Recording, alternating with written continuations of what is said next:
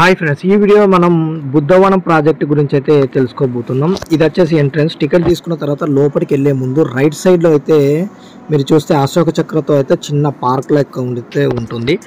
ఇది చూడండి, అద్భుతంగా అయితే ఉంటుంది శిల్పకళతో. ఇది చూసిన తర్వాత మనం ఎంట్రన్స్కి అయితే ఎంటర్ అయ్యి లోపలికి అయితే వెళ్తాం. అయితే ఇది వచ్చేసి బుద్ధవనం ప్రాజెక్ట్ అంటారు. ఇది తెలంగాణ రాష్ట్రం నల్గొండ జిల్లా నాగార్జున సాగర్ సమీపంలోని నందికొండ హిల్ కాలనీలో అయితే దీన్ని నిర్మించడం అయితే జరిగింది. ఇది ఒక అంతర్జాతీయ బౌద్ధ క్షేత్రం. తెలంగాణ ప్రభుత్వ ఆధ్వర్యంలో అయితే ఆసియా ఖండంలోనే అతిపెద్ద సుమారు 100 కోట్ల రూపాయలతో అయితే ఈ యొక్క బుద్ధవనం ప్రాజెక్ట్ అయితే 247 ఎకరాల్లో అయితే నిర్మించడం జరిగింది. దీనిని 2022 మే 14 అయితే ప్రారంభించారు. దేశ నలుమూలల నుంచి బౌద్ధ నమూనాలను పరిశీలించి దీనిని అయితే రూపొందించారు. చూస్తున్నారు కదా, ఎంత అద్భుతంగా ఉంది. ఇక్కడ చూడొచ్చు, ఎంట్రన్స్లో ఆచార్య నాగార్జున విగ్రహం అయితే ఉంటుంది. చూస్తున్నారు కదా, అద్భుతంగా ఉంటుంది. ఇది చూసిన తర్వాత మనం బయటికి వెళ్తే మీకు లెఫ్ట్ సైడ్లో ఇక్కడ విగ్రహాలు కనిపిస్తాయి. చూడొచ్చు, శిల్పాలు చాలా అద్భుతంగా ఉంటుంది. ఇక్కడ ఏనుగులు చూడొచ్చు. ఆర్కిటెక్ట్ మాత్రం నెక్స్ట్ లెవెల్ ఉందబ్బా. ఇక్కడ మనం అయితే చెప్పులు ఇప్పాలి, చెప్పులు ఇప్పి మనం పైకి వెళ్ళాలి. ఓకేనా. అయితే 2000 సంవత్సరాల కిందట ఆచార్య నాగార్జునుడు నడియాడిన ప్రదేశంగా ఆయన స్థాపించిన విజయపురి విశ్వవిద్యాలయం బౌద్ధ మత చరిత్ర ఆధారంగా అయితే ఈ ప్రాజెక్ట్ అయితే రూపుదిద్దుకుంది. ఇక్కడ చూడొచ్చు, ఈ యొక్క గోడలపై అయితే పూర్తిగా గౌతమ్ బుద్ధుని జీవిత చరిత్ర అయితే చెక్కడం జరిగింది. చాలా అద్భుతంగా అయితే ఉంటుంది. చూస్తున్నారు కదా. అయితే కృష్ణానది పర్వాయిక ప్రాంతం గౌతమ బుద్ధుడు శిష్యుడు ఆచార్య నాగార్జున నడియాడిన నేల. దీనికి గుర్తుగా అయితే ఈ యొక్క నాగార్జున సాగర్ హిల్ కాలనీలో 274 ఎకరాల్లో అయితే ఈ బుద్ధవనం అయితే నిర్మించడం జరిగింది. ఓకేనా. దీని ప్రారంభం అయితే దాదాపు 2005లో పర్యాటక శాఖ అప్పుడైతే ప్రారంభించారు. అప్పుడు 2006లో బౌద్ధ మత గురువు దలైలామా అమరావతిలో కాలచక్ర యాగానికి వెళ్తూ ఇక్కడ బోధి వృక్షాన్ని అయితే నాటడం అయితే జరిగింది. చూస్తున్నారు కదా, చాలా అద్భుతంగా అయితే ఉంది కదా. ఓకేనా. ఇప్పుడు మనం మీదికి వెళ్దాం. ఇక్కడ చూస్తున్నారు కదా ఏ విధంగా ఉందో, చాలా అద్భుతంగా అయితే ఉంటుంది. ఇప్పుడు మనం పైకి వెళ్దాం. ఓకేనా. అయితే ఇక్కడ ముందు మాత్రం మీరు దేశ విదేశాలకు సంబంధించి 40 ప్రసిద్ధ జాతక కథ శిల్పాలు, భారతదేశంతో పాటు వివిధ దేశాలు, దక్షిణాసియా దేశాలకు సంబంధించిన 13 బౌద్ధ స్తూప నమూనాలు ఇక్కడైతే ఉన్నాయి. అది కూడా చూపిస్తా. ఇక్కడ చూడొచ్చు, మొత్తం గోడ నిండా ఆర్ట్ వర్కే, మొత్తం బుద్ధుని గురించి అద్భుతంగా అయితే ఉంటుంది. ఇది వచ్చేసి ఎంట్రన్స్. ఇది 4 వైపులా 4 ఎంట్రన్సెస్ అయితే ఉంటాయి. ఓకేనా. చూస్తున్నారు కదా ఏ విధంగా ఉంది. ఇప్పుడు మనం లోపలికి అయితే రావడం జరిగింది. ఇక్కడ మీరు చూస్తే ఇక్కడ కూడా లోపల ఇదొక ధ్యానవనం. ఇక్కడ దాదాపు 500 నుంచి 600 మంది అయితే ధ్యానం చేసుకోవచ్చు. 4 వైపులా ఎటు చూసినా కూడా మీకు ఈ విధంగానే బుద్ధుడు స్తూపంతో అయితే కనిపిస్తుంది. చూస్తున్నారు కదా, చాలా అంటే చాలా అద్భుతంగా ఉంటుంది. ఇక్కడ ఒక పీస్ఫుల్ డివైన్ ఫీలింగ్ అయితే వస్తుంది. ఇక్కడికి వచ్చినప్పుడు తప్పకుండా అయితే ఒక 5 మినిట్స్ అయితే మెడిటేషన్ చేయండి. చాలా అద్భుతంగా ఉంటుంది. చుట్టూ చూడొచ్చు, ఆర్కిటెక్ట్ కూడా నెక్స్ట్ లెవెల్లో ఉంది. చూస్తున్నారు కదా. కంపల్సరీ అయితే విజిట్ చూడని వాళ్ళైతే ఖచ్చితంగా వచ్చి ఒక్కసారి అయితే చూడొచ్చు. చాలా అద్భుతంగా అయితే ఉంటుంది ఇది. ఇక్కడ నుంచి మనం ముందుకెళ్తే మనం నెక్స్ట్ అయితే దాదాపు 100 అడుగుల ఎత్తు, 200 అడుగుల వ్యాసంతో బౌద్ధుని స్తూపం మరియు అక్కడ చుట్టుపక్కల ఉన్న వేలాది శిల్పాలను చూస్తాం. మరియు ఆసియా ఖండంలోనే సిమెంట్తో నిర్మించిన అతిపెద్ద స్తూపం మరియు శ్రీలంక నుండి తీసుకొచ్చిన 27 అడుగుల బౌద్ధుని ప్రతిమ అక్కడ అది కూడా ఏర్పాటు చేయబడ్డాయి. అవి కూడా చూసే ప్రయత్నం చేద్దాం. గోడలపై ఉన్న బుద్ధుడి జననం నుంచి నిర్యాణం వరకు శిల్పాలు కూడా అక్కడ నెక్స్ట్ పార్కులు అయితే ఉంటాయి. ఒక్కొక్కటిగా నేనైతే పూర్తిగా చూపిస్తాను. బుద్ధుడి అష్టాంగ మార్గానికి గుర్తుగా బుద్ధవనంలో ఇక్కడ 8 పార్కులు కూడా ఉంటాయి. అవి ఏంటి అనేటివి కూడా ఒక్కొక్కటిగా నేనైతే చూపిస్తాను. ఎక్కడ కూడా వీడియో స్కిప్ చేయకుండా పూర్తిగా అయితే చూసే ప్రయత్నం చేయండి. నెక్స్ట్ లెవెల్ ఉందబ్బా. మొత్తం గోడపై అయితే శిల్పకళ మాత్రం సూపర్ అనిపిస్తుంది మీకైతే. ఓకేనా. ఇలా 4 వైపులో 4 ఎంట్రన్సెస్ అయితే ఉంటాయి. నెక్స్ట్ ఏమేమి ఉన్నాయో మొత్తం మీకు చూపించే ప్రయత్నం చేస్తా. చూస్తున్నారు కదా ఏ విధంగా ఉందో. ఇక్కడ నుంచి అయితే ఓవర్ చూడొచ్చు, అంటే దగ్గర నుంచి చూపిస్తున్నా ఏ విధంగా అయితే ఉందనేది. ఓకే. ఇలా వెళ్తే మనకు 8 పార్కులు అయితే ఉంటాయి. ఒక్కొక్కటిగా మనం చూద్దాం పదండి. ఇప్పుడు మనం వచ్చి 23 దేశాల నుంచి తీసుకున్న నమూనాలతో చేసినటువంటి బౌద్ధ స్తూపాలను అయితే చూడబోతున్నాం. ఏ విధంగా ఉంటాయి అక్కడికి వెళ్ళినాకైతే చూపిస్తాం. దారి చూడొచ్చు ఏ విధంగా ఉందో. ఓకేనా. అక్కడికి వెళ్ళి చూద్దాం పదండి. ఇక్కడికి రాగానే అక్కడ కనిపిస్తుంది చూడండి వైట్ కలర్లో స్తూపాలే. ఇటు ముందటైతే అన్నీ ఉంటాయి. ఇలా స్టెప్ బై స్టెప్ ఒకదాని తర్వాత ఒకటైతే నేను ముందుకెళ్తే చూపిస్తా. చూద్దాం కదా. సూపర్ అయితే ఉంది. లోపలికి రాగానే ఇలా మీకైతే స్తూపాలు అయితే కనిపిస్తాయి. చూస్తున్నారు కదా. ఇక్కడ రాసి ఉంది అనురాధాపుర స్తూప అని చెప్పి 8. చూస్తున్నారు కదా. మన బ్యాక్గ్రౌండ్లో ఉంది వచ్చేసి స్తూపం. ఒక్కొక్క స్తూపం పేరు కూడా ఇక్కడ మెన్షన్ చేశారు వాళ్ళకు. అనురాధ స్తూప ఇది. ఓకే, ఇంకాస్త ముందుకు మనం ఏమేమి ఉన్నాయో చూద్దాం. ఇది శ్రీలంక నుంచి అయితే తీసుకోబడింది. చూస్తున్నారు. నెక్స్ట్ వచ్చేసి ఈ స్తూపం వచ్చేసి మీర్పూర్ ఖాస్ స్తూపం అట. ఇది పాకిస్తాన్ నుంచి అయితే తీసుకోబడింది. ఇవన్నీ నమూనాలతో అయితే చేయడం జరిగింది. చూస్తున్నారు కదా ఏ విధంగా ఉందో. ఒక్కొక్క కంట్రీని అయితే మెన్షన్ చేయడం జరిగింది. ఇది పాకిస్తాన్ నుంచి నమూనా. మనం ముందుకెళ్దాం. ఇంకేమేమి ఉన్నాయో చూద్దాం. ఇది నేపాల్ నుంచి అయితే తీసుకోబడింది.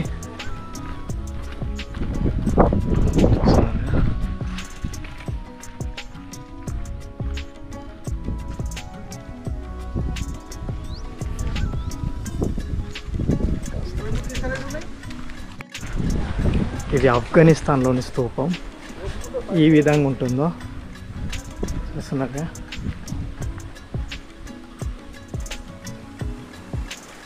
ఓకేనా, చాలా స్తూపాలు అయితే ఉన్నాయి. నెక్స్ట్ స్తూపం దగ్గరికి వెళ్దాం మనం ఇప్పుడు.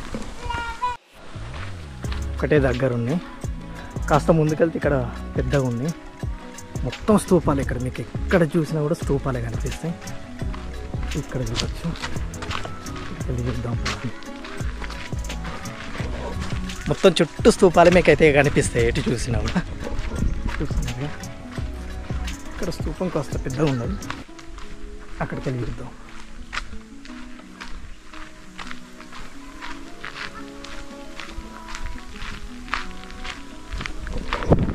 ఈసారి అయితే నేను తెలంగాణ టూరిజంలో అయితే బుక్ చేసుకున్నా.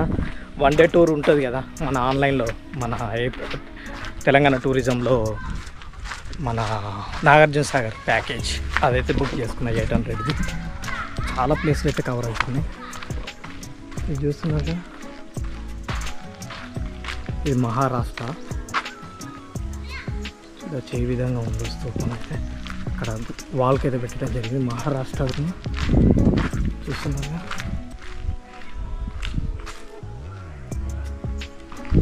మనం ముందుకెళ్దాం. కార్ల స్తూపం. కార్ల స్తూపం అంటే గుర్తుకొచ్చింది. కార్ల కేవ్స్కి అయితే నేను వెళ్ళా. చాలా వీడియోస్ అయితే పెట్టా. చూడని వాళ్ళు అయితే వెళ్ళి ఖచ్చితంగా అయితే చూడండి. అద్భుతంగా ఉంటుంది. ఫుల్ వీడియో చేశాను నేనైతే లక్కీగా. అది మన శాతవాహన కాలంలో నిర్మించింది. ఆంధ్రకేసరి పాలించిన టైంలో. ఇది కూడా మహారాష్ట్ర అజంతా స్తూపం. ఇది కూడా నేను పెట్టా. అజంతా, ఎల్లోరా ఇవన్నీ ఫుల్ వీడియో కావాలంటే అద్భుతంగా అయితే తీసాను నేను. చూడని వాళ్ళు ఉంటే ఖచ్చితంగా వెళ్ళి అయితే చూసేయండి. లక్కీగా మనం చూసిన చాలా స్తూపాలు ఉన్నాయి. అయితే ఇది చూస్తున్నారు కదా. ఇది వచ్చేసి మధ్యప్రదేశ్.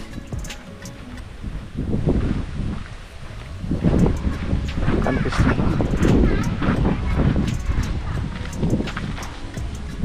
మధ్యప్రదేశ్లోని స్తూపం ఇక్కడ పెట్టడం జరిగింది. ఇంకాస్త ముందుకు వెళ్ళాలి మనం. ఇప్పుడు వచ్చేసి మనం ఉత్తరప్రదేశ్లోని స్తూపాన్ని అయితే చూడబోతున్నాం.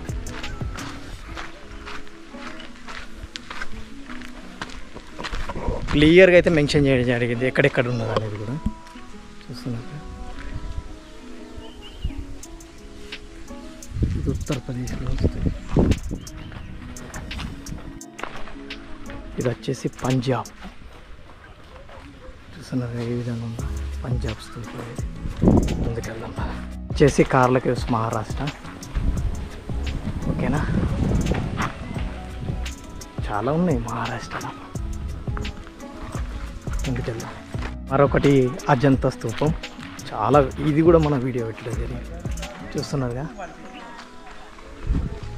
ఇది వచ్చేసి అజంతా స్తూపం. ఫుల్ వీడియో అయితే నా ఛానల్లో ఉంటుంది అజంతా కేవ్స్. చూస్తున్నారుగా, ముందుకెళ్దాం. ఇది వచ్చేసి థాయిలాండ్ స్తూపం. థాయిలాండ్లో ఏ విధంగా ఉంటుంది అది. ఓకే, కాస్త ముందుకెళ్దాం. ఇది వచ్చేసి టిబెట్ స్తూపం. టిబెట్లో ఏ విధంగా ఉంటుందో ఆ విధంగా ఉంది. ఇది వచ్చేసి మియాన్మార్ స్తూపం. అక్కడ మెయిన్ స్తూపం చూస్తూ వచ్చినాం కదా, ఇది మియాన్మార్. ఇక్కడ రాసుని చూడవచ్చు. కాస్త ముందుకెళ్తే మనకు ఇంకొక స్తూపం ఉంటుంది చూడవచ్చు. ఇక్కడ మీరు చూస్తే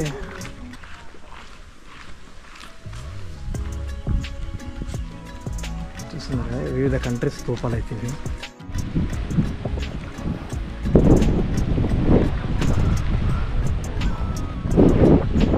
చుట్టూ చూస్తున్నారు ఎంత అద్భుతంగా అయితే ఉందో.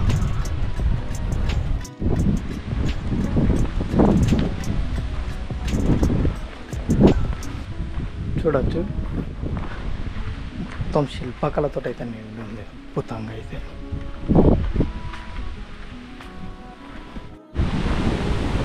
ఇక్కడ చూడవచ్చు ఏ విధంగా అయితే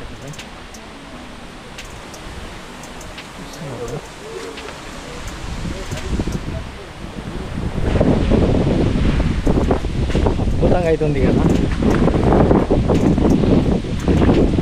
మాత్రం సూపర్. అన్ని వైపులు అయితే ఇలాగే అయితే ఉంది. ఇక్కడ చూడవచ్చు చక్రాలు అయితే మీకు కనిపిస్తాయి.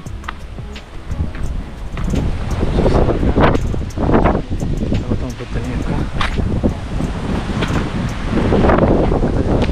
అన్ని వైపులో మీకు ఇలా చక్రాలు అయితే ఉంటాయి. ఎదురుగా చూసుకుంటే ఇక్కడ చూడవచ్చు మొత్తం ఆర్ట్ వర్క్ తోటి అయితే నిండిందబ్బా. చుట్టూ ఇక్కడ చూడవచ్చు. ఇందులో గౌతమ బుద్ధునికి సంబంధించి అయితే చాలా వర్క్ ఉంటుంది.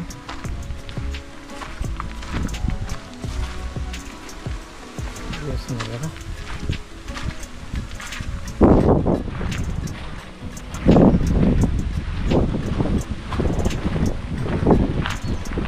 ఇలా అయితే ఒక సర్కిల్లో మొత్తం అయితే డిజైన్ అయితే పెట్టడం అయితే జరిగింది. శిష్యులకు ఈతబోధ చేస్తున్నప్పుడు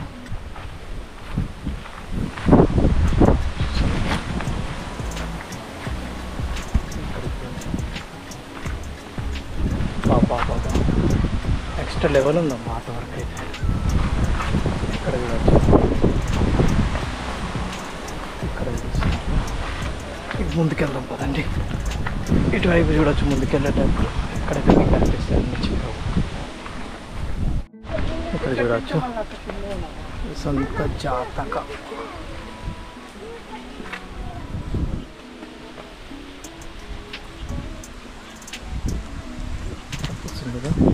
వసంత జాతకం అని చెప్పి ఇక్కడ కూడా కట్టహారి జాతకం అంటే ఇక్కడ అన్ని జాతకం సంబంధించి అయితే పూర్తిగా అయితే ఉంది. ఇక్కడ చూడవచ్చు. ఇంకాస్త ముందుకెళ్తే ఇక్కడ కూడా ఉన్నది హస్తి జాతకం. చూస్తున్నారు కదా, హస్తి జాతకం.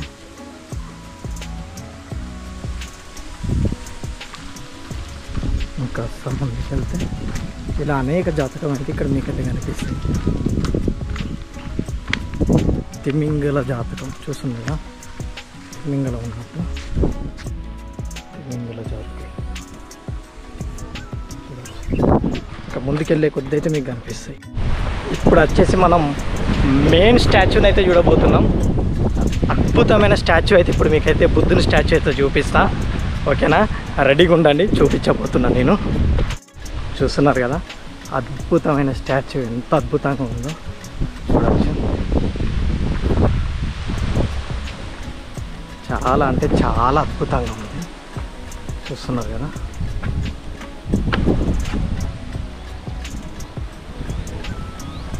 చూడవచ్చు అద్భుతంగా ఎక్సలెంట్గా ఉంది కదా. మన బ్యాక్డ్రాప్లో ఉన్నాడు కదా బుద్ధుడు, చూస్తున్నారు కదా అద్భుతంగా ఉంది కదా. చుట్టూ చూడవచ్చు.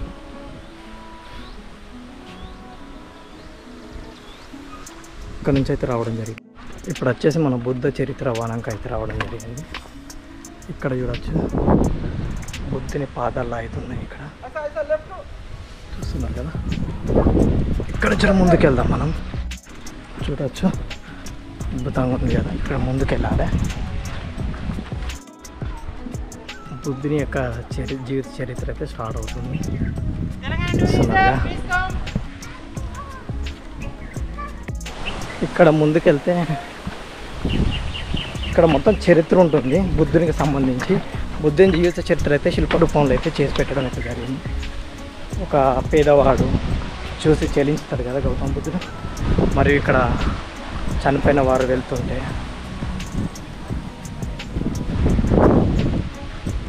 చూస్తున్నాగా బౌద్ధ సన్యాసిగా మారడం, ఇలా అయితే ప్రతిదైతే ఇక్కడ మెన్షన్ చేయడం అయితే జరిగింది. పైకి వెళ్దాం.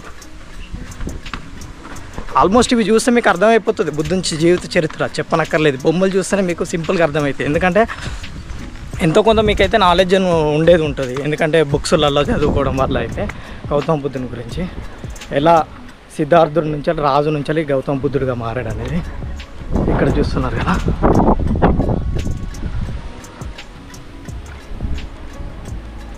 అద్భుతమైన శిల్పకళ. చుట్టూ ఇటువైపు కూడా చూడవచ్చు మీరు ఏ విధంగా అయితే ఉందో. చూస్తున్నారు కదా సిద్ధార్థుని యొక్క గుర్రం. సూపర్ ఉందబ్బా. చూడని వాళ్ళు ఉంటే ఖచ్చితంగా వచ్చి చూసేసేయండి. ఇక్కడ కూడా చూడవచ్చు ధ్యాన పొజిషన్లో ఉన్నాడు గౌతమ బుద్ధుడు. ఇక్కడ చూస్తున్నారు కదా ధ్యాన పొజిషన్లో ఉన్నాడు గౌతమ బుద్ధుడు. ఇక్కడ చూడవచ్చు శిష్యులకు బోధన చేస్తున్నాడు గౌతమ బుద్ధుడు.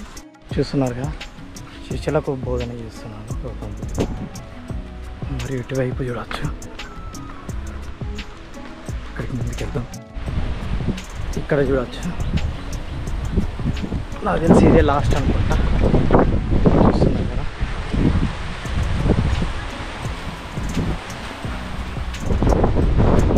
చూడవచ్చు. అయితే మీ అందరికీ డౌట్ ఉంటుంది ఈ స్తూపాలలో ఏముంటుందని. బుద్ధుడు చనిపోయిన తర్వాత బుద్ధుని యొక్క అవశేషాలే ఒక్కొక్క స్తూపంలో పెట్టడం ద్వారా ఆ స్తూపంలో బుద్ధుని యొక్క జీవం ఉంటుందన్న ఉద్దేశంతో అయితే ఆ స్తూపాలు అయితే పెట్టడం అయితే జరుగుతుంది. చూస్తున్నారు కదా.